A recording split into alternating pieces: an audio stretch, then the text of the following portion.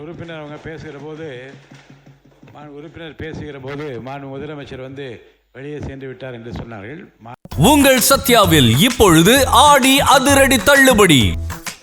குமராட்சி பகுதியில் ஒரு முதலை பண்ணையை நீங்கள் அமைக்க வேண்டும் என்று நான் நேரத்தில் கேட்டுக்கொண்டு இதர தொகுதி கோரிக்கைகளை எடுத்து முழுவதுமாக தருகிறேன், அதை ஏற்றுக்கொள்ளுங்கள் என்று கேட்டுக்கொண்டு சிறப்பான வாய்ப்பு தந்தமைக்காக மீண்டும் உங்களுக்கு நன்றியை கூறி அமர்கிறேன். நன்றி. உறுப்பினர் பேசுகிற போது மாண்பு முதலமைச்சர் வந்து வெளியே சென்று விட்டார் என்று சொன்னார்கள். மாண்பு முதலமைச்சர் அவர்கள் அலுவலக அறையில் உட்கார்ந்து கொண்டு ஏற்கனவே ஒப்புக்கொள்ளப்பட்ட சில பணிகளை அங்கே மேற்கொண்டு நாம் என்ன பேசுகிறோம், நடவடிக்கை எப்படி நடந்து கொண்டிருக்கின்ற பேரவையில் பார்த்து கொண்டு தான் இருக்கின்றார்கள், கவனித்து கொண்டு தான் இருக்கின்றார். உரிய நடவடிக்கை எடுப்பார்கள். அதே போன்று அவருடைய அறையில் கோப்புகள் தேங்கி கிடக்கிறது என்ற செய்தியும் சொல்லி எனக்கு உடனே தகவல் தெரிவித்தார்கள். அன்றாடம் வருகின்ற கோப்புகளை மட்டுமல்ல, ஏற்கனவே ஒப்புக்கொண்ட நிகழ்ச்சிகளையும் தொடர்ந்து நூற்றுக்கணக்கான கோப்புகளை உடனடியாக தீர்த்து வைக்கிற நிலைமையில் அங்கே முதலமைச்சர் பணியாற்றி கொண்டிருக்க இந்த தகவலை எனக்கு தெரிவித்திருக்கிறார். அதை இந்த அவைக்கு நான் தெரிவிக்க கடமைப்பட்டிருக்கிறேன்.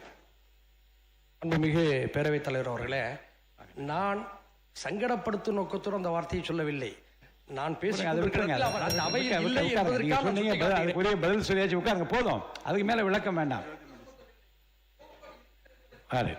மாண்புமிகு உறுப்பினர் ஜோதிமணி அவர்கள்.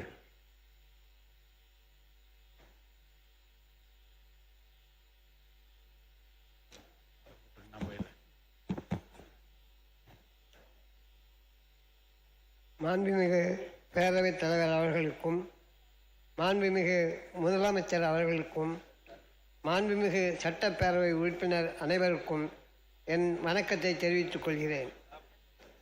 நிதிநிலை அறிக்கை மீதான விவாதத்தில் பங்கேற்று விடுதலை சிறுத்தைகள் கட்சியின் சார்பில் எமது கருத்துக்களை பகிர்ந்து கொள்வதற்கு வாய்ப்பளித்த மாண்புமிகு பேரவைத் தலைவர் அவர்களுக்கு நன்றியை தெரிவித்துக் கொள்கிறேன்.